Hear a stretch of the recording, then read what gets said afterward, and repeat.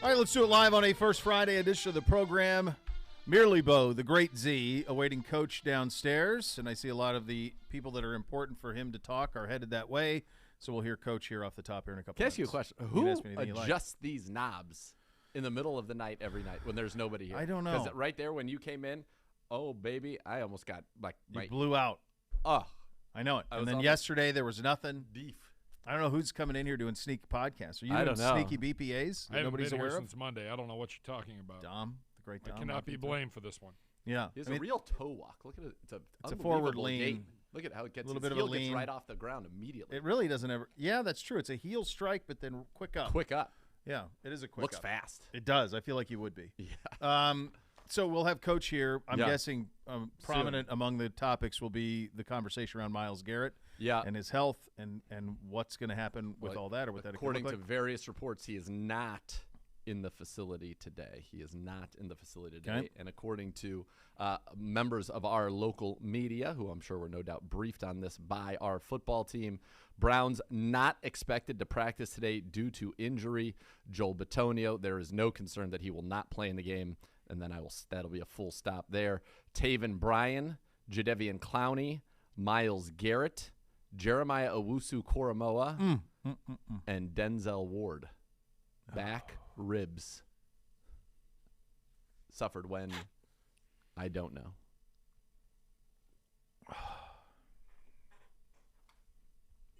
It's not great, Bob. No, let me tell you something right now. This is not great. Let's go to hurricane coverage. We'll talk to you tomorrow. Let me tell you something right now. The next level is three new people that I've never seen before walking through our office. That's on brand. This is an offense that can play. That's correct. And that can score points. They're in the mid-20s every week, and Mariota hasn't even been great. And he has 6 turnovers himself. They have 7 turnovers as a team, and yet there are only 2 teams in the NFL that have scored 26 or more points in every game. This one in Philly? Us. Coach is coming up. That's right. Yeah. Okay. Us and, well, there you go. Should get a lot of points in. Bet the over. Overs, the Falcons. Coach is up. Here's Coach at the podium. To him, he's staying home today, resting, but we'll see him tomorrow morning. But again, grateful he's okay. On Atlanta, good team coming off a big victory in Seattle. That's a very, very difficult place to play, and then to go get a win, I thought was very impressive by their group. And even this whole season, they've played in some very, very close games. So we know that we have our work cut out for us. We know it's going to have to be a 60-minute game with this team. I'm very impressed with Coach Smith and his whole group, offense, defense, special teams. I think when you watch their offense, it's very difficult to defend. They do a lot. They do it well. They have very big players. I was with Cordero Patterson. He's a very big football player. He runs very, very hard, breaks tackles, really good football player.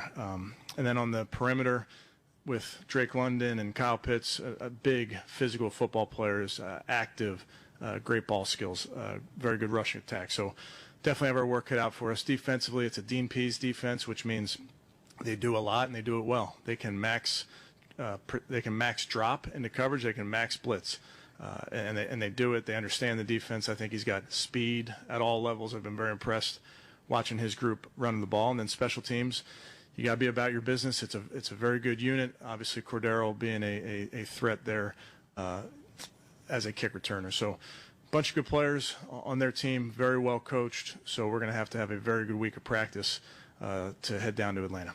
And with that, I'll take any questions. Done personal contact with Myles? Have you talked to him? Yes. How's he doing?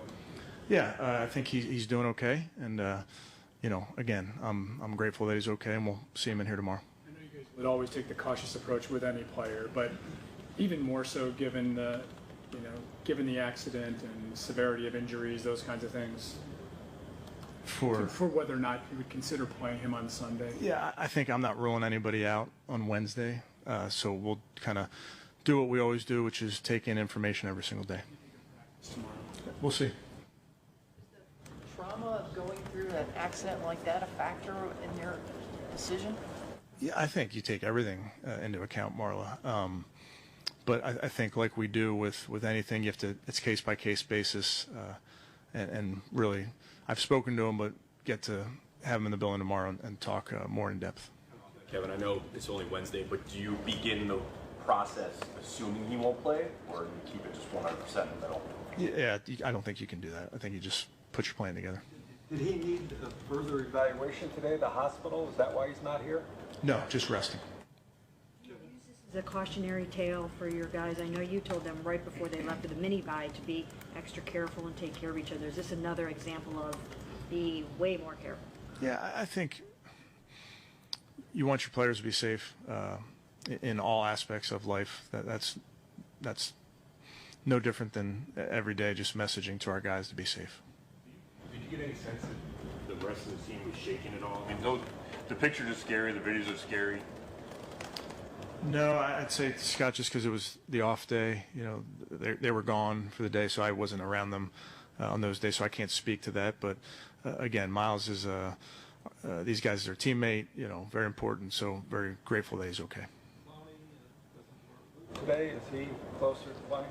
Yeah, I really think that's take it day by day on all these guys, but JD in particular. I don't have a feel yet. As we get later in the week, I'll have a better feel. What have you seen about get hurt? Notice him on the back. Yeah, just something has popped up, you know, but just normal things for guys. I don't know if there's a specific play.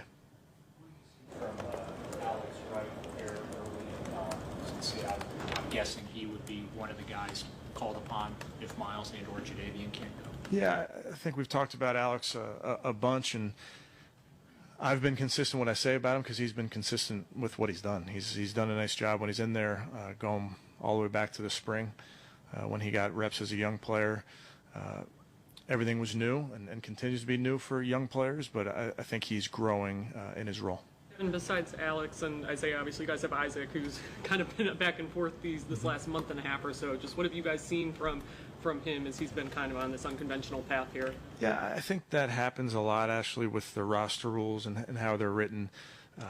Sometimes you're up on the 53, sometimes you're at practice squad elevation, and then as rosters shake out and you have injuries, guys end up playing a bunch of football. So he was a guy that we felt may end up playing a lot of football for us and feel comfortable with him. He's played a ton of ball.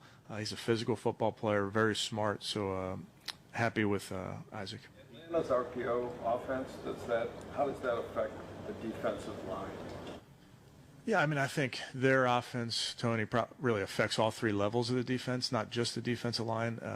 To your point, they have a quarterback that's very, very adept at the zone read game. He's been doing it all the way back through college and the pros, so he can definitely make you pay from the pocket throwing the ball. He can make you pay in the zone read keeping the ball. They have designed keepers and those type of things. So he fits with what they're doing. I think they're doing a nice job utilizing his skill set.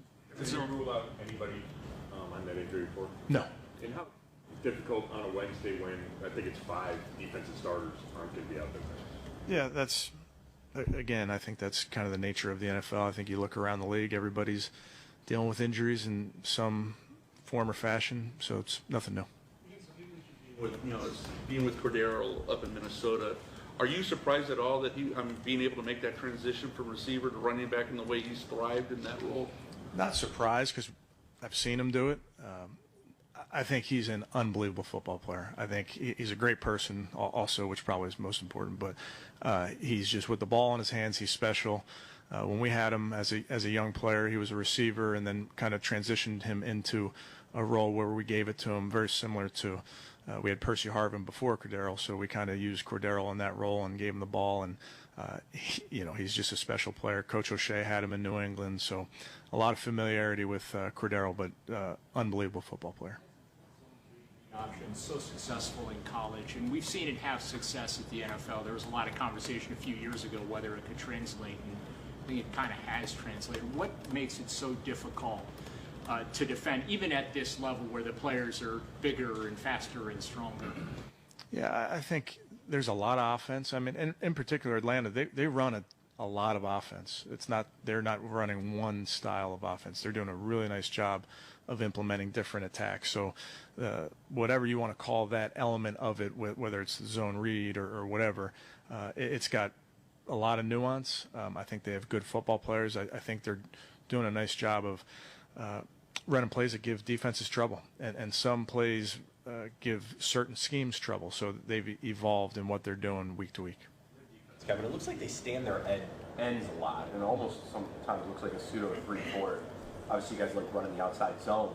Is that a potential advantage when the guys are in their hand of the drum? I mean, they play every front. I think they do have a base odd front where they have stand-up players, but they can jump into any front really at any moment, which makes you be very, very diligent about your plan and how you teach it and those type of things, because you really could see any front from this team. But fortunately, really through this season, we've seen a lot of different fronts from people. Was the 2 days against Philly a pretty good practice for this opponent? Your defense? No. Yes, I mean, I think those were valuable days for us. I don't know that I'd say Philly and Atlanta are super similar. I think the nice part with what Coach Smith is doing down there, he had some really good offenses down in Tennessee with a power run attack, a keepers, and action, and now he's been able to evolve with a quarterback that's very mobile, some big players on the perimeter, obviously with Cordero, some of their other running backs. So I just see an evolution of an offense, but I wouldn't necessarily compare them to one team or the other.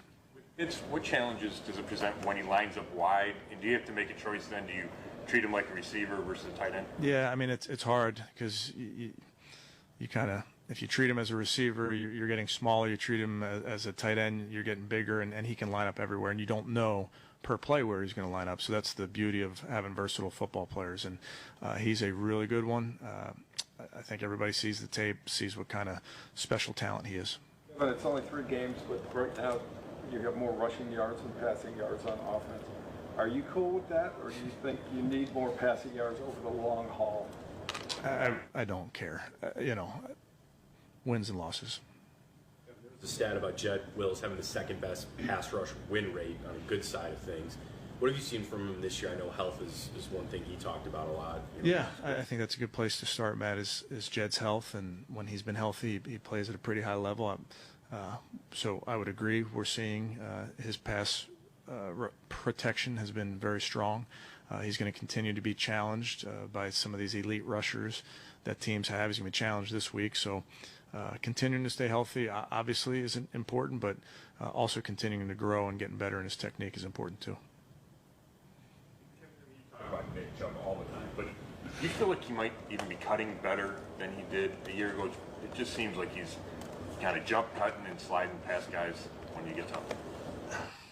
Yeah, it's hard for me to compare him year to year. I do think he's playing at a high level. He's seeing it clearly. He's feeling healthy. I think he has a good feel for our run schemes. I think we have a good feel for him as a runner, but he's definitely playing at a high level. Marvel and Dean Pease still going at it after all these years. He's awesome. He's great. I don't know Coach Pease real well. I've talked to him before games, but having coached against him, he presents all sorts of challenges. We have a lot of coaches on staff that know him from over the years, and he's a really, really good football coach. Good. Okay, thanks, guys. You're up. All right, there's Coach Stefanski at the podium here on a First Friday as we kick things off. A lot of wait and see on a lot of things. Yeah, and some pretty prominent things. Again, this is a good offense, folks. This is a good offense of the Atlanta Falcons. We'll meet the Falcons as the day goes on, but I mean, this is the number 9 scoring offense. This is the number 5 rushing offense. They've got 2 big, and I mean literally huge human beings that are very effective in the pass game, and Kyle Pitts and Drake London. Like they've scored 26, 27, 27, and they've turned it over 7 times. That's what's stunning to me is they turned the ball over. They've turned the ball over, tied for the 4th most in the league, and yet they're still able to score. They have one of the best first down yards per game on first down averages in the league. It's second best. They have the second best EPA per play as an offense behind only the Bills in the NFL as an offense. So this is a very good team. This will be a very big test. And then you talk about a defense right now. Myles Garrett, question mark. Taven Bryan, question mark. Jadeveon Clowney, question mark. Anthony Walker out. Jeremiah Owusu-Koramoah, question mark. And now Denzel Ward, question mark. I mean, you're talking about principal players at all 3 levels of your defense that are question marks for this game. Where did the Denzel thing come from? I mean, that's we played Thursday. I mean, he recovered the touchdown on the last play. Right. How does that happen over the course of a weekend? And because he didn't miss. When did we practice? We practiced on Monday. Walked you a light on Monday? That wouldn't have happened there. He's not going to get hit in practice on Monday. I wouldn't have thought so. I don't know. Strange. It's very odd. Yeah. It is one of those things that is it's peculiar, and it is, I would imagine, it's frustrating, right? Certainly for this coaching staff and for this defense, but hopefully in the case of Denzel that it's not anything that's actually serious and that he'll be able to go for the game and it's just a precautionary practice thing. And my sense with the Denzel one is that he will be able to go in the game. What we don't know is about Clowney, about Taven Bryan, and about Myles and JOK. I do feel that Denzel he'll be out there. All right, so that's where you stand. Lots more to react to here as we get things running. Browns fans, catch the Kevin Stefanski Show with Z and Gerard. That's Thursday night, 7 to 8 at Slim and Chubby's on Prospect Road in Strongsville. Meet Browns kicker Cade York. Check out Thursday Night Football as the guys get you ready for Sunday's game against the Falcons. A lot of fun here ahead for you. Don't you miss that? Don't you miss being a part of those? You listen to Cleveland Browns Daily on 850 ESPN Cleveland.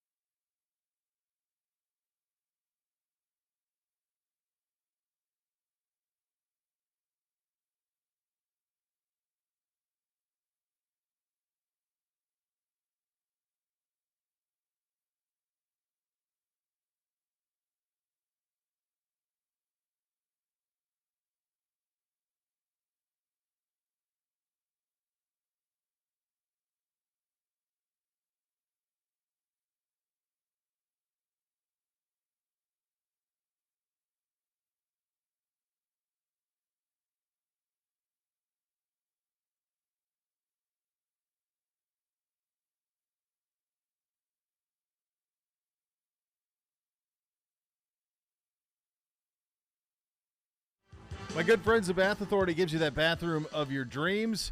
Why not transform your current bath into a custom bath for a spa-like experience? Let the Bath Authority make it a reality for you at a fraction of the cost of the competitors. The Bath Authority is our area's premier bath and shower remodeler experts. They're factory trained. They do it right. They do it once. They do it in about a day. You give them a call right now. You get $500 off your next custom bath or shower remodel. That number is 216-220-8399 or go to thebathauthority.com. It's where affordability meets quality. Just an enormous selection of bath projects for you to choose from. They're all made here in America. You're talking about superior products with expert installers at the Bath Authority. It's a win-win for you at 216-220-8399. We heard a little bit about what Coach had to say there. This was a statement from Andrew Berry regarding Myles Garrett yesterday. Quote, first and most importantly, we're thankful that Myles, his passer, and other parties were seriously injured in the single-car accident yesterday. After medical evaluation today, this is from yesterday, of course, our team doctors at UH have concluded that Myles has sustained a shoulder sprain, bicep strain, minor lacerations, as well as some bumps and bruises to various other body parts. Myles didn't suffer any fractures and also cleared concussion protocol. Currently, our focus is providing Myles the medical care needed for him to return to football activity. Although we hope to have him back soon, his availability for Sunday's game in Atlanta will be evaluated by team doctors throughout the week. What a job out of those who were on the scene quick. It's incredible. Stunning. The whole thing is incredible that he's okay. I can't believe it. That the passenger is okay, and that it was all handled so quickly, and yes, that he was able to get care right away. And, yeah, it was just well done by all involved, and thank goodness he's okay, because those pictures are they're stunning, nuts. yeah. And when you see the video that made its way around of the officer cam approaching Myles, and you see it almost feels like a movie scene from the standpoint of he's sitting there like relatively okay, and you see the wreckage behind. Surreal. And then he just gets up and with help walks to the ambulance, and you're like, we've come a long way in car safety to be able for that to be the case. Especially for a Porsche. Like those Boxsters and the 911s, they were awesome cars, but they were not. That's what I'm Turbo S. I mean, that thing must. But it wasn't a big, safe car. No. And for that to withstand that, it's basically like you're in a real race car. Yeah. With roll bars and the whole deal. The whole bit. My mom really liked that point you made yesterday. She said she's like, Bo was really on that one. With what's that? How far we've come with car safety. Oh, yeah. Yeah. Thanks, Nana. Very good. So that was very good. We did have some roster moves yesterday. Jermaine Carter Jr., the linebacker, and Curtis Weaver, who transformed his body, back on the practice squad. Weave is back, which I'm sure the locker room is happy about. He's a beloved figure there in the locker room. And so, yeah, good to see that he is back. And we'll see if we need him. You know, hopefully you have Clowney and Garrett. Right now you take where are one we of with them. Jadeveon? I don't know. I saw him walking around the locker room without a limp. Looked good in that regard, but he's not yet participated at any level to my understanding in terms of the preparation for this week. Did he go field. out in the Jets game? He did, yeah. Okay, so he's been right after. It was a pass rush, and he kind of went to get Flacco as he escaped the pocket to the right, and he just you could see he kind of turned his ankle going for him. Okay, all right. So and that's what it's been. Myles will be, who knows? We'll see how that goes as the week goes along. As you heard from Coach, he's not at the facility today. Yep. He'll just for rest. They'll take a look at him tomorrow and see what he's all about. Impossible for me to wrap my head around that's in play, but I'm thankful that it is. JOK, you saw the groin injury suffered in the game against Pittsburgh. Yep. And down today, but Taven Bryan as well, hamstring injury in that game with the hammy. So you're hopeful on that. And then Denzel, this is a new injury with this rib back, whatever's going on there. I don't think it's serious. I think. Well, that would be good. I think he'll play. That would be very good if that is the case. But to your point, and we're going to meet this Falcons team in a second here. This is just, it's not as must-winny as last week. No, yes, but it's last week was the most important. If that's when you had to have division opponent had to have it. Fine. This is too, because we said 3-1 was critical. Yep. Through the first four, so in that sense, it is a must-win. It's a very, very important game for this football team. I think the only reason I'm taking from must-win to really, really, really want to win is just the standpoint of some of the rest of the AFC has some trouble too. There's a lot of injuries. No doubt, now, but you let's can take advantage of it. Yeah, make some hay here and all of that. But there are some outfits in this league this weekend that are playing true. You lose and your season's done. That wouldn't be the case here, but it would sure be nice to get it done and to do so. With a defense that is going to be really hobbled as we sit here on a first Friday. Yeah, and hopefully as the week goes on, that defense gets healthier. But You've got to get pressure on Marcus Mariota. You have got to eliminate the time to get the ball down the field to Drake London and Kyle Pitts. And then you've got to be stout in the run game because Cordero Patterson has 2 games of over 120 yards rushing already this year. And coming off of a career-high 141 and a touchdown against Seattle. And if you watch that game, I mean, he was electric. Hopping over piles, running around, and had good holes. Their line did a great job. They got a former Brown on that line last week. Colby Gossett got the start and played well for them.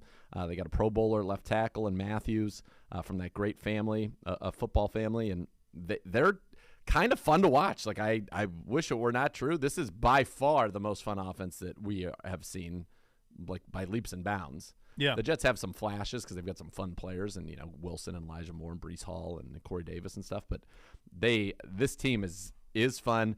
It's going to look very familiar, I think, to a lot of Browns fans. A lot of pre-snap motion, a lot of multiple tight end sets. They have 4 tight ends on the active roster. They were all active against Seattle. So they're going to be doing a lot of stuff that we've seen. The difference is they'll operate a lot of their offense out of the pistol at times, taking advantage of Marcus Mariota. He had over 70 yards rushing week 1. But now is under 100 for the season, but 2 touchdowns rushing. He scored twice, so he's a threat once they get down in the red zone. It's a full day, this offense. It is a full day, and really the turnovers are the one things that have limited them. They've hit big plays. They're 6th in the league in terms of big plays. The only turnovers have hurt them. They're 24th in turnover differential. They have a takeaway every single game, but they've got at least 2 giveaways every single game. And so for the Browns under the Stefanski era, when you get 2 takeaways, you win. We're going to have to keep that rolling. But they played close games last year and did not win many of them. So far, here's the point spreads. 1, they lose to New Orleans by 1. To the Rams by 4. They beat Seattle by 4. I mean, they have not played a game outside of 4 points yet. They've covered or won every week. They're 3-0 against the spread. Yeah. Their overs in their game are 3-0. All 3 have gone over. All 3 of ours have gone over, which has been great for us. And the Browns are 2-1 against spread. Total in this one, do you know off the top of your head? I don't. Take a guess. Take a stab at it. 49.5. Exactly. 49.5. Come on. 49.5. Where's Bernie at? What a great answer, Bo. Yeah, bravo. 49.5. That's huge. That's like the highest ones in the league are 52. Sure. Yeah. Yeah. Normally, our last couple have been in the high 30s. Yeah. Yeah. So it took them a while to adjust. 10 points. Listen, we're the number. They're in the mid-20s. We're in the mid-20s. That's the way that it's been. So listen to this, Browns. Play the hits. Number 5 total offense, number 6 scoring offense, number 1 rushing offense, number 6 on third downs, 4th fewest sacks allowed, 1st in turnovers and giveaways, 3rd in big plays, and they are number 1 in time of possession. Browns offense. Yeah. Well, that's what it feels like. I mean, it's not been their fault. No. by any means. No. All right, we'll meet the Falcons here in a second. One other thing I wanted to address. I have a story that I got to get. Oh, well, let's go. No, you have one more thing you want? No, just an observation. Get into it. All right. This is not the brochure for September, kids. It's a false early winner. We're back next week. We're fine next week. This is October. This is November. This is November. This is late October, November. This is Halloween. Yeah. 51, sideways rain. This is late October. Now, I didn't complain because most of September was good, but September's our month. We got to live in September. Normally we're great and we in were September. Absolutely robbed of a week of this month. It's been like this for a week. Oh, it's dreadful. All right, once we get in, the weekend's going to be 67, sunny. Next week you're going to get 69, 68, 66, 66. And then you'll even hit on October the 11th, a nice 74 after a few days of like mid-60s and sunny. That's like a month away. I can deal with. Well, that's where we should be. We should be low 70s. We really didn't have it. We went from the 80s to 60, and we missed the 70s. How's that daily youth football practice going? Canceled last night. Canceled last night for the 6 for Bootsy.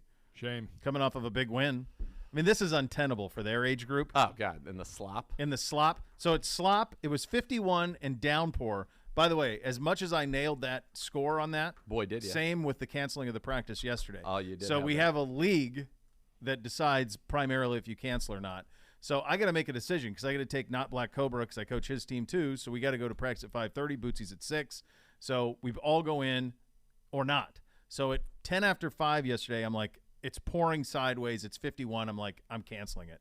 And there was just an email from the league saying, no, we're going to practice with the 7 and 8-year-olds or 6 and 7-year-olds. So I'm like, no, we're not. I'm not. So I send the email. Leave Bootsy at home. 5 minutes into my ride into town, 15 minutes one way, I get the email from the guy running the league say, yeah, we're going to cancel practice. Had I waited for him, I would have had Bootsy with me in the car, sitting and observing NBC's practice for an hour and a half, which that would have been a debacle. Oh, God, untenable. So I jumped it.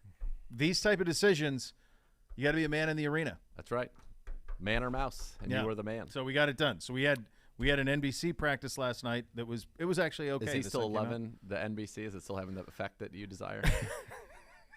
It's not crazy about it. No, it's great. That's good. But that's the idea. That is the whole idea. That's the whole point.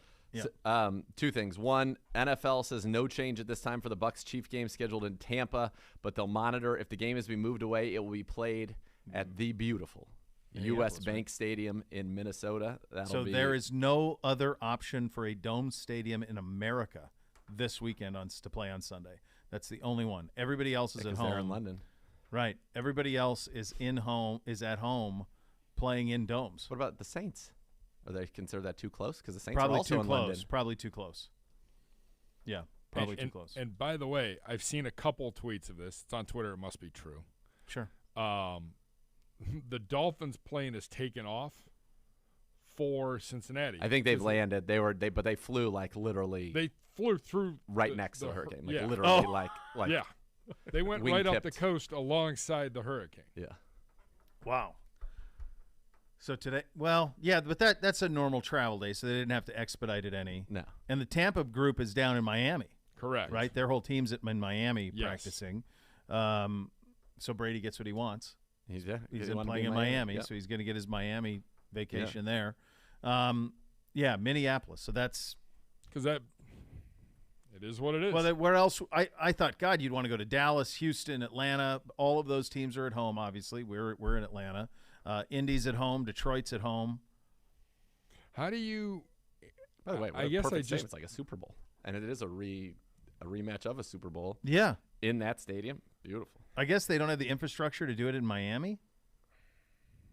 Or they're just saying, actually, if it's that bad, let's just get out of here. Connor had mentioned it to me in reading something as we were preparing for the show that the state of Florida doesn't want to pull resources for a game when they might need all hands on deck on the West Coast. Makes sense. Yeah, perfect sense. So it's just I'm more interested now as to the gate. Like, do you have to give everybody a refund? Like, how does that work? And do you just get the gate in Minneapolis? Like, how many people are going to the game in Minneapolis? Well, it'll be a Chiefs home game. Yeah, which not exactly what Tampa signed up. Minneapolis is a hub. Yeah. Kansas City has a more than capable airport. You're going to fly Kansas City direct to Minneapolis, and that's going to be a Kansas City home game. Is what that's going to be because they're going to sell tickets. Yeah, I mean, a lot of people in Minnesota will go. I'd go watch Pat Mahomes and Tom Brady. Yeah, for sure. A football fan, right? But I mean, it would be predominantly. I bet Chiefs will gobble those up. Yeah.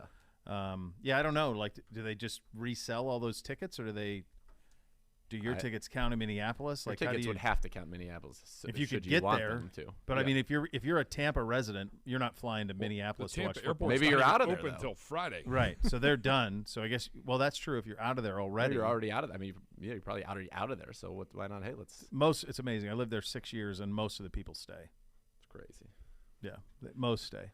All right. Can I hit you with a quick story? Yep. 8 o'clock this morning. All right. I leave the house. Arden and Bryce on their way to school. Sure. 8:03. Okay. An Amazon package is dropped off at our house. Okay. Approximately 8:04. Okay. Miss K hears a sound outside. Okay. Doesn't think much of it. Just sounds like a bit loud bang. She's like, okay, whatever. About 8. I don't know, whenever she left for work, I had to drop the kids off, so maybe sometime after 8:30, she has left the house. I get a phone call. So our driveway light stand that's at the end of every driveway in our neighborhood, has been run over and knocked down, completely knocked down. Oh, no. Yeah. There's tracks. We've taken pictures of this now. Tire tracks leading from where the person who dropped off the Amazon package backed up and backed right into. Unfortunately, he didn't take out our mailbox, which would have been if he'd gone like 2 more feet. or she would have taken out the mailbox, knocks the pole over completely. Like it is. Oh, no. Why do they insist on backing those things in? That's the move now. They're doing that. I see that a lot. Like they'll back it in. I mean, it's a sizable. We're talking about a sizable metal pole, and it's gone, toast, decimated. Just you're right near crushed. the And look at the tire track. I mean, he wasn't on the even road. close. Oh, He no. wasn't on the road for basically the entire driveway. Oh no! Do you have like a ring situation where you can see the No, evidence? but I mean, that's the only person that was there. Sure, yeah, clearly. And they left. Like they're like, yeah, we're good. I'm good. That's I'll a see you pretty down the road. That's a pretty bold move. I feel like to do that and then to flee the scene. Like, don't you just say, hey, this is what I did? Like, Amazon's a big company. They've contracted their drivers going everywhere at all times. I'm sure they have crazy insurance. Yeah, and I'm sure they're not, you don't want to make it a habit of doing this, but an innocent mistake. But at least whatever. So, no, fled. So, once now we got the do? Now you get a pictures, track? so I called Amazon. And how does that work? Got to talk who to do you somebody. talk to? Somebody, like, I said, hey. Like a local distributor? I have no idea who I talked to. I can assure you, based on me overhearing Zagura's conversation, not from here. Oh, that's what I was curious. Initially, but then, Then we got to somebody who was very nice. Tiffany, I believe was her name. And at first the guy was like, she's with Amazon's leadership team. That's what it says. That's her title. And so she was thanking me. How big's that team? Give me the human count on that. It's got to be 1 billion, right? It's got to be 1,000 people in the leadership Well, the team. first guy I talked to, 15,000. He's like, oh yeah, he's like, don't worry, like he's like, unfortunately this happens a lot. We have like a process to handle this, and I'm like, okay, cool, okay, great, yep. Well, so let's get it going. He goes, all right, I can't find a phone number to transfer you to the right department, so he goes, here, I'm going to tell you the process. Nope. I said, no. Don't this believe isn't my fault. I'm not doing more work. I said, I feel Yep. like you guys should do the work. So fine. Guess what? Wouldn't you know? He was able to get me the right person. So woman helped me. I have a claim already. They've already sent the stuff to me. I filled out the whole thing. We got a police report, which has been sent to them as well, the photos and the whole deal. But to me, I feel like the drivers could be in more trouble for not just saying it. You know what I mean? It's a lot. It's the old to your kids. You're going to be a lot more trouble with me if you lie about it than if you just because come Amazon clean. knows who for sure who they dropped know who that dropped package it off at your house for sure. Yeah, and it happened then. There was nobody else that came time it to happened. or from No. my house. No, that's it. That's the list. So over under on this being done in the next 18 months. I'm going to give you. I'm not going to be that. I've already filled out the pessimistic. claim, and they say that I do think you're looking at least 30 days before everything's right again, or they will contact me. It says I filled out my thing. They are going to contact me within 3 business days. I believe that they will do that, and I think that it'll The be claims right company. by the end of the month. Okay. Before November 1, you'll have your light back. They're Take the over. and they want an estimate. The over. I'm like, I got Taking no the estimate. over. The And estimate. I'm not trying to. What do I know negative, about? But Amazon's this great big company. Yeah, but they here's got a to guy have that local has a light guys post overseeing. They have local guys all overseeing all of They this. have to have local guys overseeing the distribution on this stuff and the delivery. And there's Do a we? huge plant a mile from my house. I think that's probably true of every house in the country. Feels like it now. Yeah, feels like that they have it all. They've cornered the market, so to speak. When you watch Zagura's response when we had this conversation was, "I'm a loyal customer." I said, "Where has that gotten you?" No, with I knew other that was companies again. They in got the me nowhere past?" with Frontier Airlines, and guess what? Not a customer anymore. Never again. Take that, Frontier. Never again. Could you not be a customer of Amazon? No, impossible. It's impossible now. Too far. It's too, far too in. easy. It's bro. too easy, man. My son needed some of these protein. He only drinks one particular brand of protein drink, these Orgain ones. Yep. Which, by the way, I'm going to tell him, hey, had you not demanded these last night and had them dropped off by 8 o'clock the next morning, we still have a street light. Yep. Not really your fault, but You can get those. you at can make the Costco. case. We picked those up for the boys Oh, at Costco. Sure. But he needed them. Oh, did tomorrow? He needed them it. tomorrow. Yeah, he needed it. That's amazing that happened. Is that crazy, though? I just think it's the ambition on the backing up. But, dude, Like they used hey, to park in the street, and I think they're probably got in trouble Okay, for clogging streets. you saw that so they're picture. trying to back up. He went 50 feet All on right, my lawn listen, before he though. ever hit the. As somebody, I understand, but as somebody who drove semi trucks during harvest, Sure. and if you haven't driven a vehicle, I don't know how big this delivery vehicle was. Sure, it's a is Sprinter was it a van. van, Sure, it's a Sprinter Sprinter van, van. or if it was depending on how I big it didn't see- was. I'm guessing. Sure, it's You Sprinter have van. got to. This is the legendary Uncle Kel taught me, who I did most of the harvest work with. You've got to trust your mirrors. You've got to be able to use the mirrors and not have to. If you look have back, to you can't see anything You can't see anyway. anything. And you can't stick your head out. You got to be able to trust your mirrors. With our car, you got to trust that camera because you can't see anything looking out. Well, that's true. At no all. chance. No chance. You have to use the camera. Like when I had back in the day, Gibbe would not remember back in the day when we had a car dealership sponsorship and when I got to tool around in a big pickup truck. Like even that, like you got to be prepared backing up in something that's that big. Like It's been the good old days, just slinging trucks to you guys. Oh God, they were. It was glorious. It was awesome. So fun. I didn't have one of those. Yeah, me either. A Vic Carucci hookup. God bless him. Yeah, the Victor. Victor knew how to get. I bet he had some operations. There's no doubt he had. Great operations. There was one year that if we made the playoffs, you were going to sit in the back of that. We're going to turn the back of the pickup into a hot tub, weren't we? That's right. Yeah, that's right. There's going to be a party in the hot tub. But anyway, that didn't happen. So I think you got 30 days on the resolution on this. Fine. I think my big feeling would be if you are having any hesitation about backing up a vehicle, don't. But how do you not know the dude was on the grass for a long time?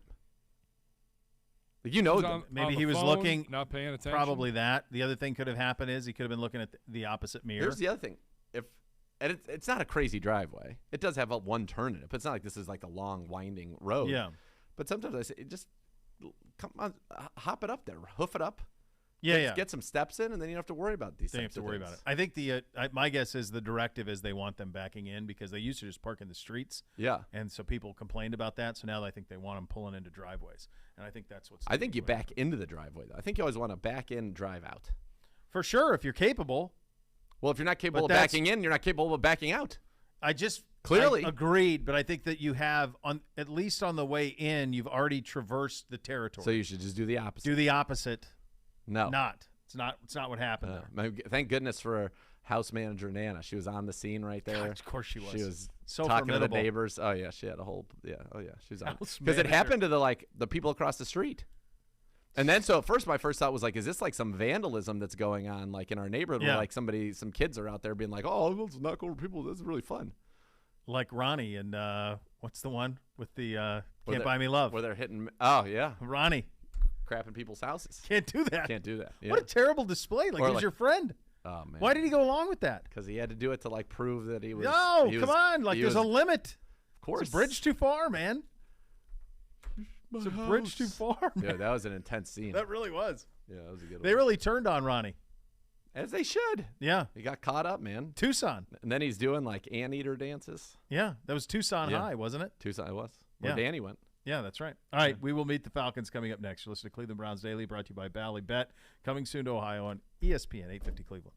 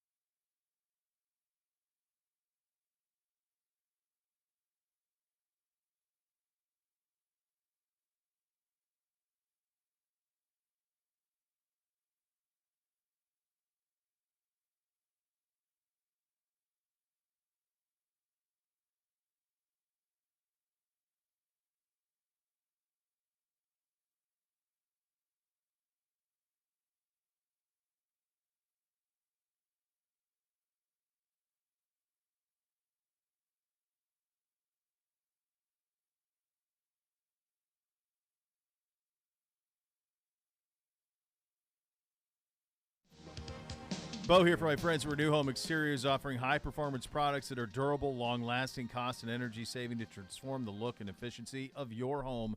Get this done before winter. You know winter's coming. You got the concerns about your roof. They can help you there. Renew Home Exteriors. Get a new roof installed. 7 to 10 days they can get it done. No money down. Payments as low as $96 a month. You receive free gutter guards with your roof purchase as well. That is huge, especially as we go into fall with all of those leaves. Beautify your home.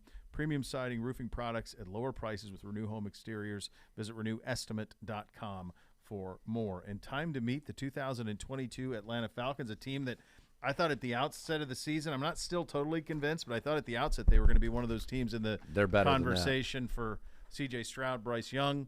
They're 1-2, but they're better than 1-2. Yeah, they could easily be 3-0. They could easily be 0-3. That part, not true for us, which is lovely to say. But no, this is a fun football team. They just won 27-23 over Seattle on Sunday.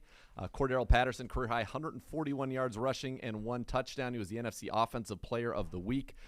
Patterson's the only running back in the NFL who has 2 games of more than 120 yards rushing.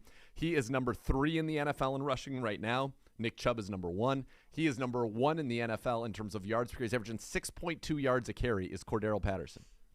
Again, this guy was a receiver. He's been in the league 10 years. And now he's running for going to run for 1,000 yards as a 32-year-old, 6'2", 230-pound running back. It's also a and I'm not going to pretend that I know everything about this dude's past, but it's a testament to be able to get through things. So he was a big time kid coming in high school. He was known. He only played 1 year at Tennessee. Okay. Just the one. He had 778 receiving and 308 rushing. Okay. But there was enough there where you're talking about he's averaging 15 yards per play from scrimmage at Tennessee. He goes in the first round to Minnesota. Yeah. Bounces around. Nobody really knows what to do with him. Well, I mean, in his rookie year, he's Pro Bowler and first-team All-Pro as a returner. Right. But they still don't really know how to properly use him. And then to somehow in this age to say, oh, yeah, I'm going to be a feature back, wear number 84, like the whole thing is crazy. It's insane. So he's got 8 kick return touchdowns in his career. This year he's only returned 1 kick so far for 27 yards. So it's basically like a special thing that they will do. It is not something that they will try to, have him do often. Like his 8 kick return touchdowns are most in the history of the league. Jeez. He is incredible. He's on the Hall of Fame. Here's what's nuts, folks. This guy, 4-time Pro Bowler, 4-time first-team All-Pro. 4-time. All as a kick returner. He's on the Hall of Fame All-2010s team as a returner. And in the year 2022, he's averaging 100 yards rushing a game and 6.2 yards a carry. Dude, he's 7-time All-Pro. 4 firsts, 3 seconds. Yes, he's an electric returner. Electric. Like, is he a Hoff? Maybe, especially if he all of a sudden at the end of his career decides to become a 1,000-yard rusher. So here's another fun one for you.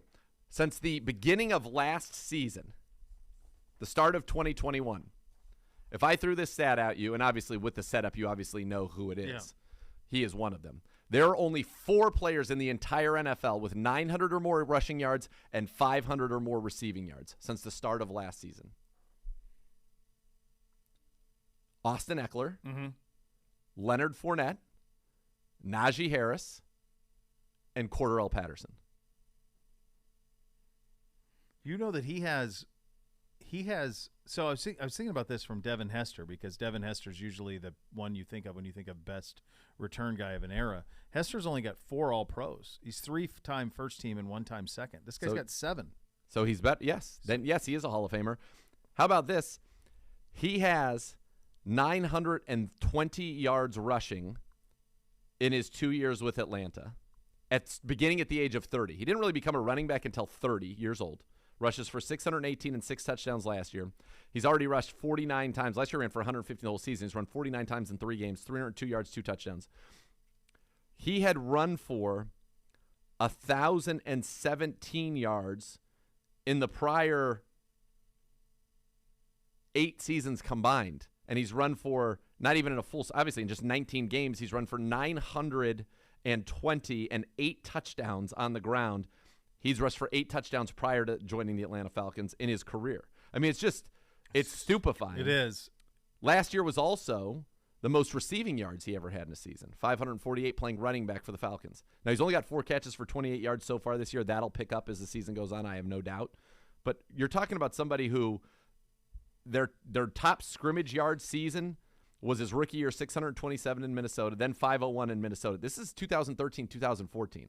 Those add up to, by the way, 1,128 scrimmage yards. Those are his 2 best seasons. Last year, he had 1,166 at 30. At 31 now, he's got 330 in 3 games. So he's on pace for 1,870 total yards this year. Like, it's one of the craziest stories in the NFL, period, that gets very little attention. Well, until we started discussing this, I wouldn't have known that it was to this level. I mean, I knew it had made some All-Pros. I wouldn't have had 7. I wouldn't have had 4 first-team All-Pros, 3 second-team All-Pros. I would not have him for the most kick return yard touchdowns and return touchdowns in NFL history. By the way, he's tied with 2 guys that you and I both have a connection with, Josh Cribbs here, and then Leon Washington, who I covered at Florida State when he was a running back at FSU. I had no idea Leon had 8 of those in his career. So those are the 3 guys that hold the record at this point for most return touchdowns. That's wild. It's a crazy career. It's insane. It's really insane. And now he's a dominant running back, like who's 3rd in the NFL in rushing. If you would have said who was going to be the top 3 in rushing, how many names would you have said after 3 weeks before you got to Cordero Patterson? Oh, yeah. It's wild. Not at all. Yeah. So anyway, you've got him. He's good. You got Drake London at wide receiver, the rookie. He was actually, this is a joke with myself, he is actually the first receiver taken in the NFL draft this year. How about this? If Drake London has 50 or more yards on Sunday, he'd become just the 6th rookie in NFL history to reach that mark in each of his team's first 4 games. Here are the others. Obviously, there's a recency bias here, but boy, was there a big drought. Andre Johnson in 2003, Anquan Bolden in 2003, Jerry Jeudy in 2020, CeeDee Lamb in 2020, Jamar Chase in 2021, and then Drake London now has a chance to do it. Pretty good. Pretty good. Here's another one, and we don't want this one to happen. Just another crazy fact. Cordero Patterson rushed for 120 yards and a touchdown in 2 of the team's first 3 games. It's the first time that anybody's done that since Christian McCaffrey in 2017. If he does it on Sunday, he would become just the 4th player in NFL history to reach those marks in 3 of the team's first 4 games. The other people who have done it, Jim Brown, twice, Hall of Famer. Yep, we know him. Earl Campbell, yep, Hall of Famer. Yep.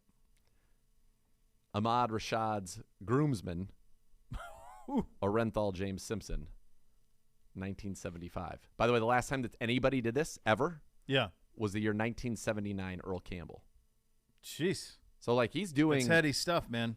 It's wild. So he's averaging 6.2. Mariota himself has 92 rushing and 2 touchdowns. He's thrown for 640 yards, 3 touchdowns, 3 picks. He has also lost 3 fumbles himself. 6 turnovers just to Marcus Mariota. Leading receiver, London, 16 catches, 214, 2 touchdowns. Kyle Pitts, 9 for 125. And then there's a fun little Kyle Pitts ditty I got for you here. So Kyle Pitts last week, he ended up with 8 targets, 5 catches, 87 yards against the Seahawks. Yep.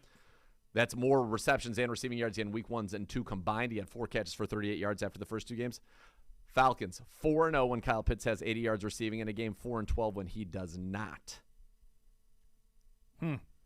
So I think we want to. We want the under on that. Yeah, we want to contain him. They get quarterbacks sorted out, and who there's knows what's going to happen with Patterson? But like London, Pitts.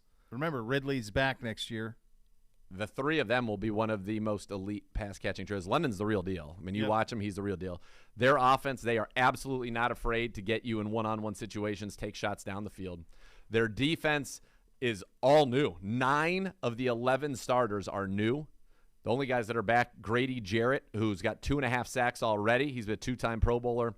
And then A.J. Terrell, who was one of the best corners in the league last year. He's been brutal this year. He's given up a touchdown in every game so far this year. Yeah. But last year, he was second-team All-Pro, 16 passes, defense, 3 interceptions. He was great last year, 7.5 rating when targeted, which was the best among all corners last year in the NFL. This year, not the case. But this is a team that has really just it's all new starters. Some of them are new, that were on the team, like their middle linebacker, Michael Walker, who's been very good for them. New starter was with the team last year, but they brought in a lot of guys on both sides of the ball to really kind of buttress this lineup, certainly their linebacker position in the secondary and even up front. It's a new-look team, and their numbers aren't great. It's not a great defense. I will say that straight up. You watch them 3-4. They do a lot of like amoeba where 5 dudes are standing up or 6 guys are standing up and they're all walking around with Dean Pease, who's got a lot of Ohio connections. We can take advantage of their defense, obviously, but it's a good offense and it's a fun offense. It's a fun offense to watch. Let's hope it's not on Sunday. Be part of one of the most passionate fan bases in the NFL. Join the Browns season ticket member waitlist today. The best chance of securing tickets for all home games in future seasons. Don't miss out. Go to clevelandbrowns.com/tickets or call 440-891-5050 to reserve your spot today. Coming up at the top of the hour, Bernie. That's a big win. You listen to Cleveland Browns Daily on 850 ESPN Cleveland. Sponsored by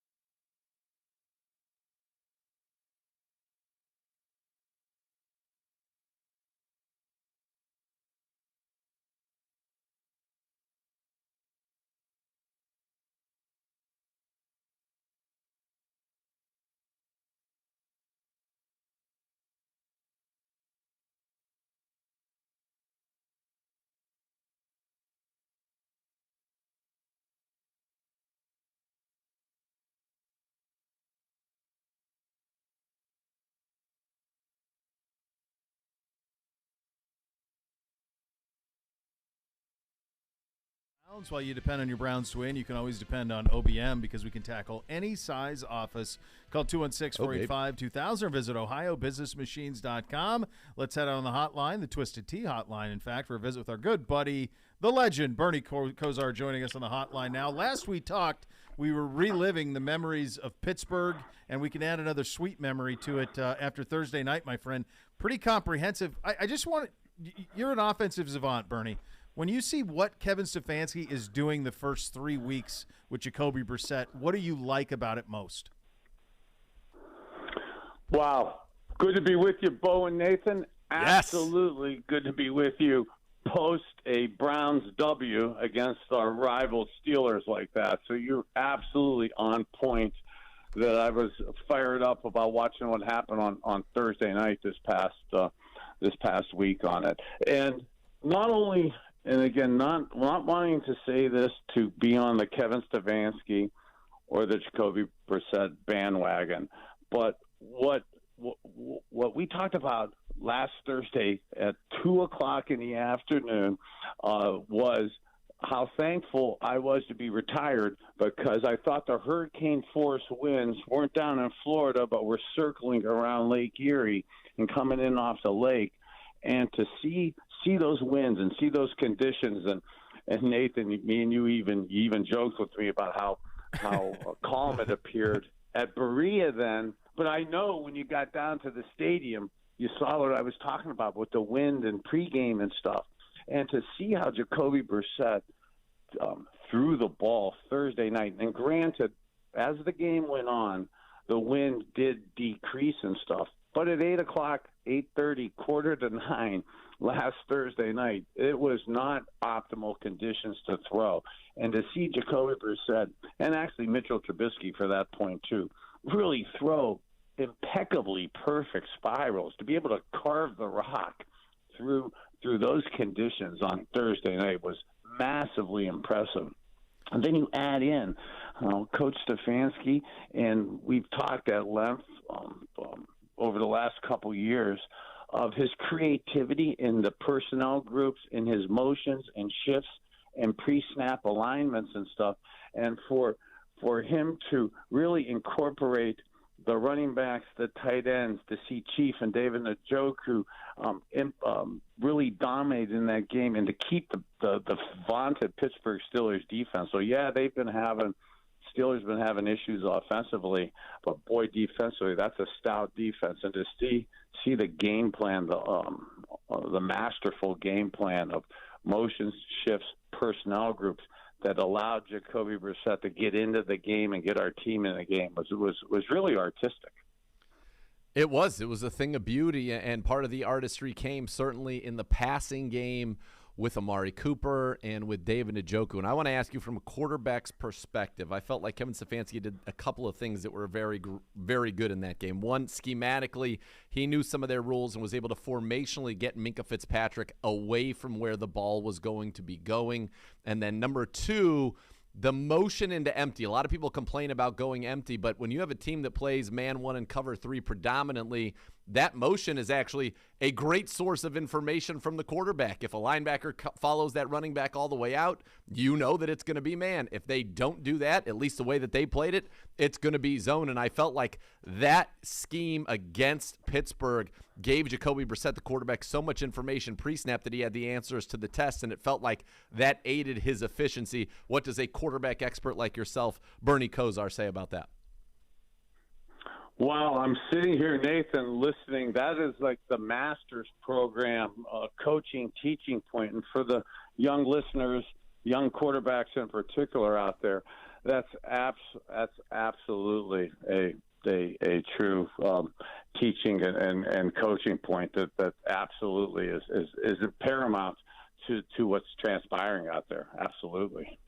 And as you think about what Nick Chubb is able to do and what Kareem Hunt is able to do, Bernie, they're over 35 touches a game combined the first three games. It's an incredible workload, but it feels very manageable because you have two of them that you can rely upon a little bit.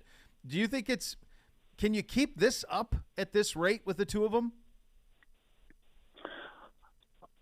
Yes, I believe is the short answer. And again, not that I'm Coach Stefanski's marketing agent, but and I've been one of the big guys who calls, and I love my old days of Ernest Biner and Kevin Mack in the backfield, of having the Kareem Hunts and Nick Chubbs in the backfield at the same time.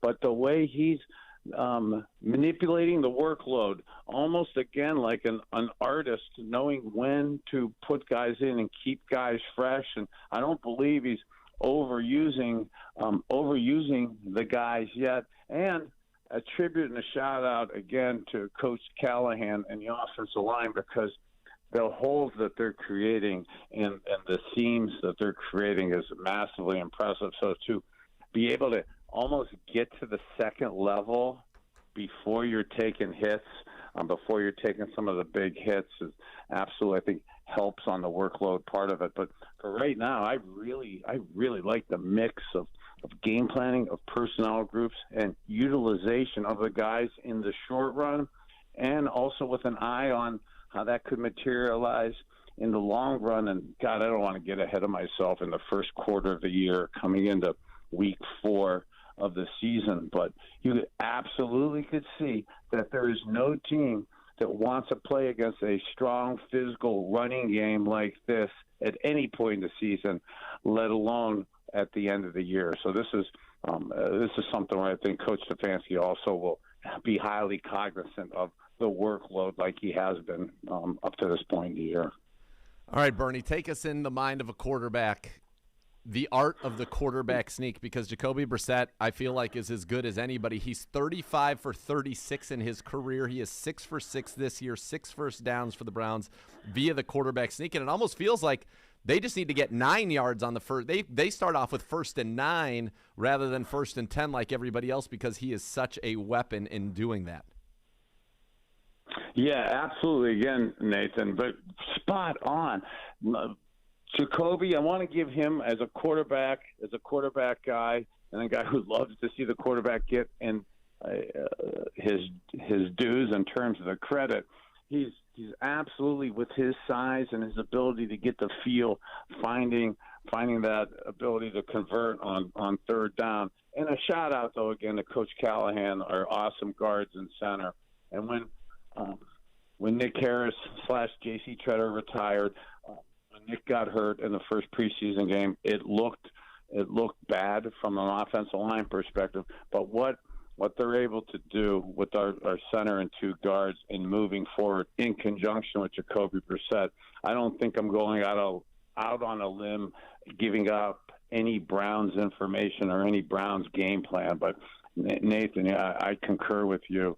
Absolutely. If it's 3rd and short, 3rd and a half yard, 4th and a half yard, what's resonating in my head is what Marty Schottenheimer, my great coach, used to say to me: championship teams could get a yard whenever they want them. And with Jacoby Brissett, I did not have the art of a quarterback sneak down as good as he does. But between our line and Jacoby, that's absolutely an asset that we're going to be able to get 3rd and 4th down conversions on.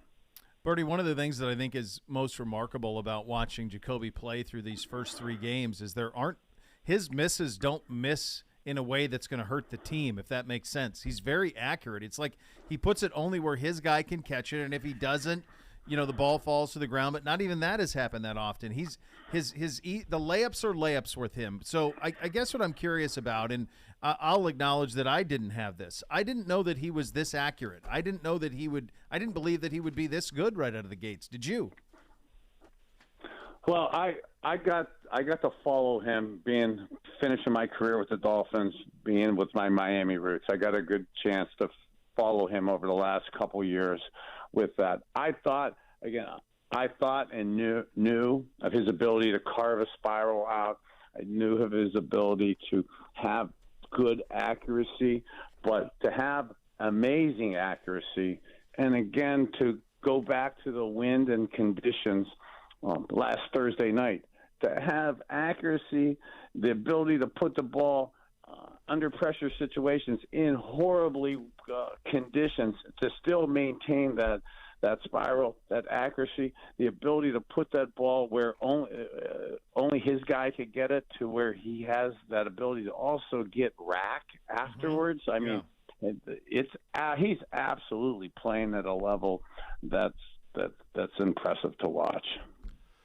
Bernie, when you've got a number one receiver like Amari Cooper, back-to-back games over 100 yards, first Browns player to do that since Josh Gordon in 2013, and you just watch the way that he runs those routes. That's a quarterback's best friend. What have you seen from Amari and the connection that he's clearly built with Jacoby Brissett? Yeah, Nathan, I almost was going to chime in halfway through your question to say how gorgeous his route running is, how precise it is. His quickness for a bigger, stockier, thicker receiver to have those quickness steps, that ability to quickly separate from the defensive back, absolutely impressive. And one of the things I like for young route runners out there is the way Amari Cooper, when he's running his routes, they look a lot alike. He's pressing the technique, he's pressing the stem. Whether it's an out-breaking route, a slant-breaking route, hooks, curls, the top of the stem, the release points, all look really similar. So he massively puts the defensive backs in a real precarious situation because so many of his routes look alike on the first few steps that defensive backs aren't capable of really getting tells of where they think he's going to end up going. And that's absolutely getting helped out by Coach Stefanski and his personnel groups, motions and shifts. You saw how on Amari's touchdown inside slot, he's actually double covered, outside technique by the corner, and the safety was supposed to come off inside. The way Jacoby Brissett awesomely looked down the center of the field, looking off the one safety, and how Amari Cooper pressed the outside technique of the one cornerback covering him to make him think he's going to go outside, and then the quickness to snap it right up the seam, and Jacoby to be able to put it right on him. I mean, that sense of timing, we're talking about just week 3, the third game of the year, where just after the first regular season game, we were concerned the guys were rusty, didn't have enough time maybe together in preseason. Were they ever going to get that type of timing?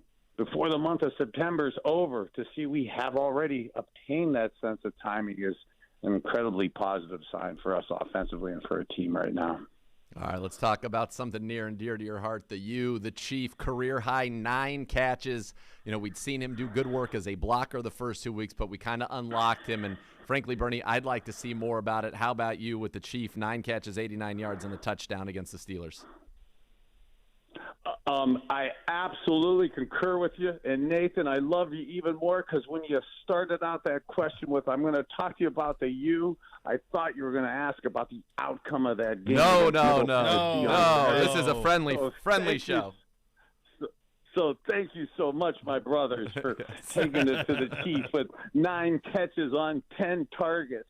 And we were talking about this before the game last Thursday, and it wasn't just, and I think I said it, I'll try to paraphrase it about the same way, but we were talking about the Chief and maybe the Steeler game, his chance for a breakout game, and I wasn't sure about that with the conditions of the wind and how we were possibly going to be throwing, but I was saying, and it wasn't covering for him. The tight end position is being known primarily today in the last few years as a pass-catching position. We're going to see this week against the Atlanta Falcons, Kyle Pitts, an awesome tight end, but he's a pass catcher. Chief I love him as a receiver down the field. Love what he did the other night. But David Njoku is dominant as a run blocker. And what we're doing, and Nathan tipped us all off last week about the ability to run off tackle, the belly plays, the 6 and 8 hole runs that the Steelers are susceptible to with Conklin coming back and our offensive line. And when you have a tight end that could stand up the outside linebacker, handle the defensive end on his own, and still catch passes, that's an amazing, amazing person to have. And to see him put all those pieces together on Thursday night was fantastic. We talked about it last week before the show. This felt like a breakout game, and it was. We talked to him about it with you. In fact, Bernie, we nailed that one. Hopefully the goodwill keeps coming. Thanks for your time, brother, as always. Thanks, guys. You matter. Go Browns. 3-1. Let's go. Yes, 3-1 at the end. Usually it's just go Browns. We don't get a 3-1 at the end. I like that. I like it. Speak it into existence. That's right. If you will it is no dream. We were speaking about Jacoby Brissett and how great he has been through 3 games, trying to get it to a 4th this Sunday in Atlanta. You'll hear from him coming up next. You'll listen to Cleveland Browns Daily on 850 ESPN Cleveland.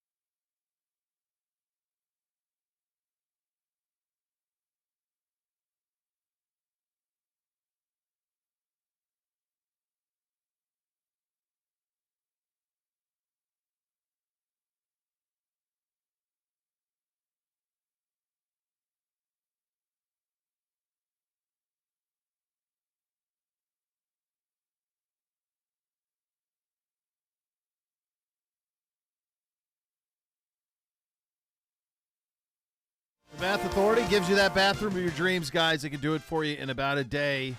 You get that spa-like experience. They can make it a reality for you. They can do it so much more cost-effective than the competitors. The Bath Authority is Cleveland's premier bath and shower remodeler. They're experts and factory-trained installers. You give them a call now, you get $500 off your next custom bath or shower remodel. That number is 216-220-8399, or go to thebathauthority.com. Largest selection of bath projects, all made in America. Your bathroom can go from outdated to outstanding in about a day. Acrylic tubs, they insulate, they keep the heat in. What a win. Tub-to-shower conversions, you need one of those. Superior products with expert installers at thebathauthority.com. And now let's go to the podium. Quarterback Jacoby Brissett. Jacoby, your thoughts on You guys are down 9 minutes. Kind of scary situation. Yeah, definitely. The main thing is that he's okay, and obviously our thoughts are with him, and yeah, just want him to be healthy and yeah. Jacoby, you have a chance to talk to him yet? Yeah, I text him. He's doing fine, and so yeah, just glad he's okay.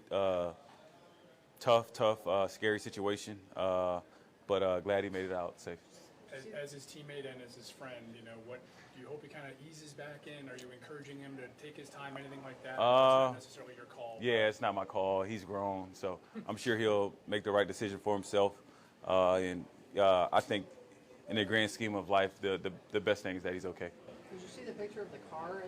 And if so, isn't it kind of mind-blowing? Yeah, it is. It is crazy. Yeah, yeah, and it's. Yeah, and I texted him. I was like, man, just glad you're all right. Falcons defense, they give up a lot of points. What do you see? I see a really good defense. Dean Pete's doing a really good job with those guys. Got a lot of guys flying around, which his style of defense, that he loves that. A lot of guys making plays. A lot of their games have been close. So so yeah, we got to play a full 60-minute game because we're coming in there and they understand that coming off a big win it's going to be a 60-minute football game and yeah, a lot of speed on that defense. Was Pease in New England when you were there? No, he wasn't. I'm not that old. You guys always feel like there's more you can do, things you can clean up. This unit has played really well through 3 games. What do you feel like is the next step? The reasons why we haven't scored on every drive has been us. It's been things that we haven't, and that we're still trying to kind of correct. And I think these guys understand that. I think the coaches understand that, and the conscious effort and intentionality to go out there and make sure that those things don't happen, because it all boils back to us and getting the small things corrected. What have you learned about Nick Chubb being around him every day? I'm glad he's around every day. Really good football player, hard worker, great teammate. The things that you hear about him are true. He's a guy that you want on your team, and to look back and see him, and it gives you a little comfort. I know you said the first game you got caught up watching one of his runs, but just seeing him every day and watching the film of him, is he a better runner than you even thought when you got here? Oh, for sure. I still get caught up watching some of the runs. The ability to do it for 60 minutes with him is crazy. And you just see the type of player he is as the game goes on. He's one of those guys that just wears on you. Do you feel like you guys found something offensively the last 2 games? Like after the opening game, everyone's overreacting externally and asking a bunch of questions. But the last 2 games, do you feel like that offensively you guys might have found a little something? I think we're figuring it out.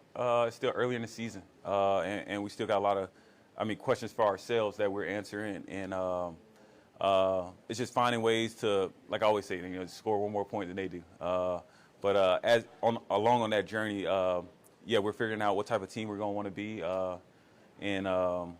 and moving forward with that. Jacoby, the Browns are one of the few teams, it's not the only team, that has more rushing yards than passing yards. Are you okay with that? Some quarterbacks would not. I don't care. Why not? Why not? It's working? Yeah, it's working. Yeah. It doesn't matter to me. Jacoby, kind of along those lines, how fun is it when that running game really gets going? Oh, it's exciting. We understand what that opposes to the defense and how it wears down the team in the fourth quarter. And then we got really good offensive line and we got really good backs. And we'll be a fool not to run the ball and make the defense defend that part of our game. So I'm excited for the future of that and how we're going to continue to help it out. And so, yeah. Can you feel that energy now? Because I know those O-linemen love to run blockers. So do you feel that energy when that run game? Definitely. You kind of feel it in not just the huddle, but like on the sideline. And teams know we're going to run the ball, and we still run the ball. So at some point, it shows the defeat sometimes when we know we have them on the ropes. And sometimes that's the blow that it takes is another run. And then you might just look at the last game, and it was the pass to Amari. So, however we got to get it done. Can a team get to the Super Bowl running the ball more than it passes? So how do you I don't know. I mean, so we'll see. Do you enjoy the sort of turning back the clock on the NFL offense? I mean, it's fun. Like I said, it's early in the season, but it's whatever we got to do to score one more point. Listen, I don't have an ego to where I want to go out there and try to be somebody that I'm not. I just go out there and try to play good football, play the best of my ability, be a good teammate, and all those things comes with it. You guys have been through a lot of adversity as a football team already this season. Can you, this Myles thing is another thing. Can you just are you guys kind of built to get through these kinds of things, and how do you think this team will handle it? I definitely think we have the right guys in this room to deal with things that happen. I think guys understand how fast this league works and the mindset of the next man up. So I just think that's the mindset, and I know that's what Kev preaches to us too. Jacoby, you've had high completion percentage the last couple games. It's a loaded question, but is it scheme, or are you just seeing guys that are getting open? Like, it just seems like rarely get completion. Very, very loaded question. It's just the flow of the game, and it's just trying to play good football, understanding what we're trying to do offensively, and I just think things just happen like that. Do you feel like there was a couple games, or a couple times the last couple games, you're in that flow? For sure. I mean, just understanding the plan, understanding what the defense is trying to do versus us, and I think Kev and AVP and Drew have been doing a really good job of telling me the why about our plan, and telling me why we're calling plays here and things of that nature, and then just sticking with our plan. I know you and A. Walker real close. So how tough was to see him go down, and how's he doing? Yeah, it was very, very tough for me. I mean, obviously for this team, but I have a really good relationship with him. Very good friend of mine, to the point where we're like related damn near. So it was sad. I was one of the first times in the game I really jolted up because I got scared because I saw him. I never see him do that, and he's doing fine. I mean, so looking forward to seeing him again. You and David Njoku really got it going against the Steelers. I think the first 7 throws to him, he was able to catch and turn into positive plays. Just what type of a weapon can he be for you? I mean, just to continue and that's got to be the standard, not just as far as catches, but the style of production. Like, hey, we need good football out of you. So just excited to build that relationship. It was good to see him do some of those things in the game. There's things that we see in practice over and over again. So just looking forward to building that relationship. I know you talk about just having to score one more point than the other team, but if you're missing some pieces on defense, does the mentality change at all on offense, or the approach going into the game? No, because a win is one more point than they do, and it counts the same. You don't go in thinking, okay, we might need to score more this week because we're down a little bit. Just one more point than they do. Jacoby, I know you've talked about the Joel and Wyatt shirt after the game, but I guess as a quarterback for you, how important is it to show that recognition for your O-line when you're playing? I mean, I should get royalties on that shirt, by the way. But no, back in 30. I mean, you just get around these guys so much that they become, a part of who you are, and the relationship grows and things like that. And it was a cool shirt. I saw Joe Thomas wear it, and I was like, oh, I want one of those shirts. And I thought it was a good time to wear it. I had it in my bag for the longest, so I was like, I might as well wear it now. You gonna get a Nick Chubb or Kareem Hunt? I don't know. I saw some at a store. I didn't want to spend any money at the time, but next time.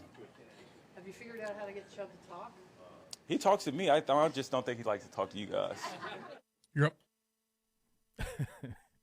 There's a lot to like, not just on the field but off. Really cool dude, and great to have him represent the organization here in the first start of this season. As we go around the NFL, a couple of notes. Speaking of that Browns-Steelers game last week, drew a 5.4 rating and average audience of 11 million on Amazon Prime. Of those numbers, 1.18 million viewers came from the local viewers in Cleveland and Pittsburgh. That is stunning. Outrageous. That is crazy. 630,000 people in Cleveland, 550,000 in Pittsburgh watched the game, according to Needleson. It wasn't enough to match the previous weeks, nor would it be. Chargers-Chiefs, 6.4 rating, 13 million viewers for Thursday night on Amazon. But the Browns-Steelers matchup decimated everything else on television Thursday. No other program drew more than 5.5 million. Well, no, of course not. Thursday's MLB. I mean, look, this is where we are. NFL, decent gap, college football, decent gap, everything else. Everything else. Yep. It's not close. College games are doing nondescript college games at noon on Saturday are doing $5 million. Yep. Major League Baseball in prime time will do $1.2 million. It's not the same. This is a football country. But I tell you what this has done is these numbers being delivered by Amazon, I think, are far bigger than what people were thinking and hoping for in year one. I set it at 10.5, and I paid quite a bit of attention to the ratings. 10.5 for week one. They did 13.3, and in some estimates upwards of 15. This one doing 11. Those are huge numbers. That's huge. NFL on a streaming only. NFL is king, brother. Most of the country streaming only. The NFL is king. Yeah, it's not close. Tua Tagovailoa planning to play tomorrow night against the Bengals after dealing with back soreness. When I looked at the Thursday schedule and I saw Bengals-Dolphins, I thought, but boy, it's a lot. A fun game. It's awesome. Yeah. That's a great game. The Bengals are in the all-white, the white Bengals stripe. Oh, God, I can't wait to see that. Yeah. They did the field is in the white Bengals as well, the end zone and the midfield. It's just white and black on the coverage there. It's amazing how the little bit of orange really pops. They have it like around the Nike signs, and that's about it. But that tiny bit of orange really pops on those. Those are going to be gorgeous. So I wonder if then the Dolphins, they won't wear throwbacks for that game. They'll probably just wear their traditional homes. I hope someday we could do a white one. White hat. Yeah. I'd like to see a white lid with a gray face mask. I think it's coming. I think it's coming. Old school look. Yeah. I think every once in a while it wouldn't be bad. Yeah, I think it's coming. I think it's on its way. Per ESPN NFL reporter Jeff Darlington, Sunday night's game between the Bucs and the Chiefs could possibly be relocated. We talked about that. Minneapolis as a possible location for that one. You brought up the Saints. We were talking about this earlier. I just wonder if that's just still too close in the path. Yeah, it must be because it's the only other dome I could think of immediately off the top of my head because we knew they're playing Minnesota in London. Everything else is accountable. Yeah. Is there any juice for these London games? I saw they took the Good Morning Football. I don't know. People They over went to London. there. Yeah, they're selling it hard on NFL Network. Yeah. But I think they carry the game, right? Isn't that why? Probably. Yeah. I think these are the only games, and then that triple header the weekend before Christmas on NFL Network. But yeah, that's everything the only else, games they have. I mean, now that they don't have Thursday night football. Yeah. I missed that pregame show, man. Bigly. Boy, speaking of, Irv is on a heater.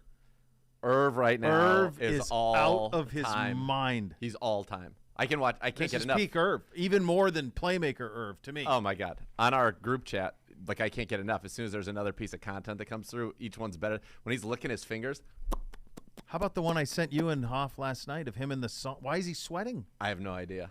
He was sweating like crazy on first take too. Like he's the playmaker. He is really, really on a just.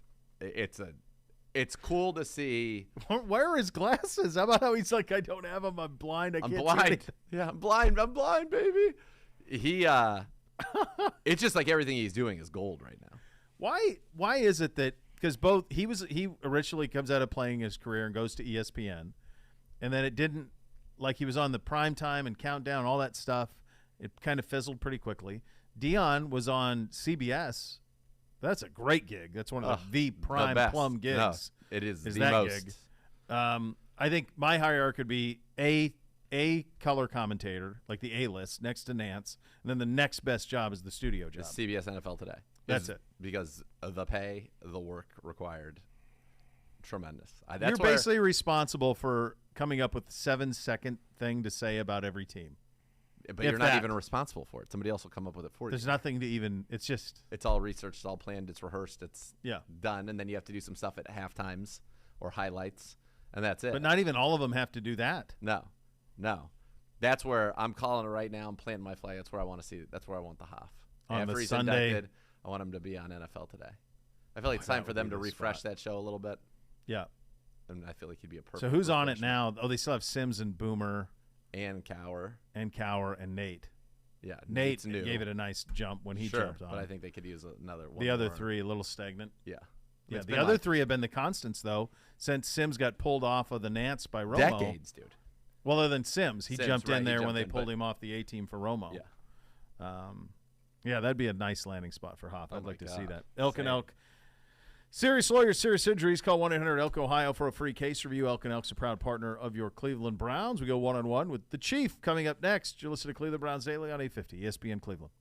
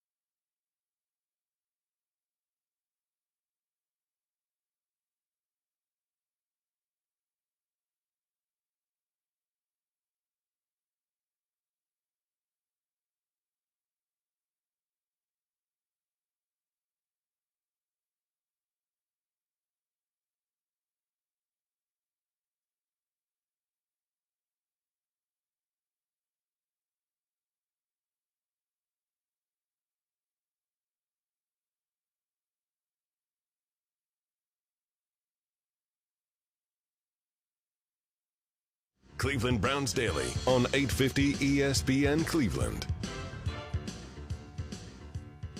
Welcome back to Cleveland Browns Daily. Very happy now to be joined by really the friend of the show, Browns tight end, the Chief, David Njoku, coming off a career-high 9 catches, 89 yards, and a touchdown in the big Browns win over the Steelers. First of all, how are you doing, man? How was the weekend? Getting to take a little time, kind of recharge early in the season, and get ready for a big showdown with the Falcons. Sure, yeah, I'm doing well. But as a team and personally, it's time to get back to work. So our eyes are on the Falcons, and we're going to get after it today in practice and just, let this momentum keep going. 9 catches, career high. How did that feel to get those targets, to make those plays that you did, to get it 9 times? I'm sure it's something you're like, let's do this a little more often, but that was an impressive game and a game that the Browns needed to win, and you delivered in a big way. Yeah, thank you. I mean, I'm just, here to do my job, whatever that may entail. Jacoby, everybody, all around me, we have a great squad, so we got to just keep working, keep pushing, keep fighting day in and day out. What's that connection like with Jacoby? It's really good. It's really good. Obviously, you saw this past Thursday night, our chemistry is getting better and better each day. And he's just a great leader, so I'm glad he's on our team.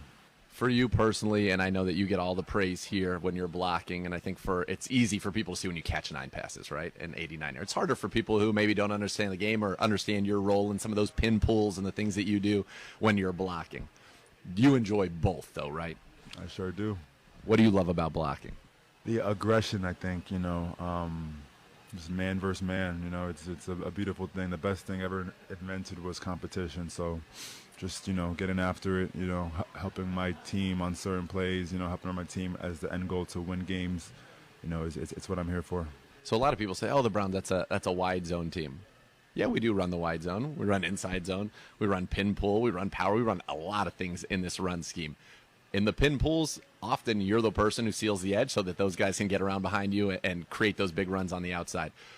Is that something that is fun for you in the sense that the defense doesn't know really what we're doing in the run game, and so you have an opportunity sometimes to run a guy with you and other times to just turn on him, hold him there while they run around behind you? Yeah, for sure it's fun. It's very fun. It's more fun seeing Nick, Kareem really take off, for like a great rushing down. So whatever I can do to help this team be successful is what I will do. Go back to week 1, and I think a lot of people would say it was teaching tape. I believe it was Wyatt. It was James Hudson and you on Kareem's 24-yard touchdown where he goes untouched. Does that get you as excited as catching a touchdown? You don't get the Chief slam typically after a block. Although you could do it. I mean, you could just go jump around for the fun of it. But does that get you as excited when you see something, then you know that you played a role in an easy touchdown like that? Absolutely. During camp, I've seen everybody really commit and really sacrifice and, and suffer. We really did this together, so it's a great feeling seeing my family here, my teammates have great plays, from like our blocking. It's a great feeling. All right, let's go back to the fun stuff though. Catching the football, going down the field, scoring the football, all of those things. What is it like, doing that on a Thursday night under the lights against the Steelers, knowing it was a game that, it was an important one coming off of what happened against the Jets? Yeah, that was great. We had a pretty good game. Obviously, there's room to improve, so we intend to do that this upcoming week against the Falcons. What do you like about the tight end screen game? Because I love it when you get that ball in a little bit of space and you get to start running. And you had one where you caught it wasn't a screen, where you're rumbling, bumbling, stumbling, spinning around like a top down the field. But I think our tight end screen game is it's a nice weapon. Yeah, for sure. I mean, whatever it takes to get the ball, I'm happy. As long as I get my hands on that ball, I'm happy. When that call comes in, are you always like, okay, all right, here we go? For sure. I analyze the defense, see what they're doing, what they want to do, and I try to react to that. It felt like against the Steelers, this is a team you guys know well. It's a team that plays a lot of man one and cover 3. It felt like you guys had a lot of the answers prior to the snap on what they were doing. Did you feel like that was a game where you guys really had a great plan and were able to come out and execute it? I felt like we were just dialed in. We were all focused, and like I said, that chemistry with just not only just tight end, quarterback, but tight end, running back, quarterback, running back, receiver, the whole old lineman. That's very important. And I felt like we had that, and we were firing on all cylinders. Is it nice to go from that? Now you get another 3-4 team in the Atlanta Falcons, and a team I'm sure you've watched right now. They've had a takeaway every week, but they've also given up quite a bit as a defense so far. Yeah, honestly speaking, the way I see it, it's all nameless great faces, man. At the end of the day, whoever's against us, we got to dominate, and that's just it's that simple. Going back down south, Nick Chubb was talking with him earlier from Georgia, from the state of Georgia. First time he's gotten to play in Atlanta. We're expecting some crazy things from Nick Chubb. I mean, the last time he played the Falcons, he had a 92-yard touchdown run. Pretty good. Yeah, I mean, we always expect great things from Nick Chubb. He's a very special talent. Back in 30. Yeah, like I said earlier, it's all nameless great faces to me. It don't matter who's against us. We got to do our thing. Well, you certainly did do your thing. Looking for more work for you because, quite frankly, you go back to last year. If you get more than 5 targets in a game, you're pretty productive. Just a little secret there. Think about the Chargers. Think about this game that we just saw there. So hopefully more of that comes your way. You keep balling out there. Great to see you. Thanks for the time today, and good luck against Falcons. Thanks, Nate. Always. Yep. He's 26. Just turned. Yeah. He's a stud. Yeah, in year 6, he's 26. He's a complete stud, and I was glad to see him unlocked a little bit last week because I think you're going to see when this offense is at its best, he's at his best. There's a correlation there between the two. Rumpke Waste Recycling, family-owned and operated. Whether you join them as a customer or as an employee, you'll become part of the family. Visit rumpke.com to learn more. You listen to Cleveland Browns Daily. So much more to come right here on 850 ESPN Cleveland.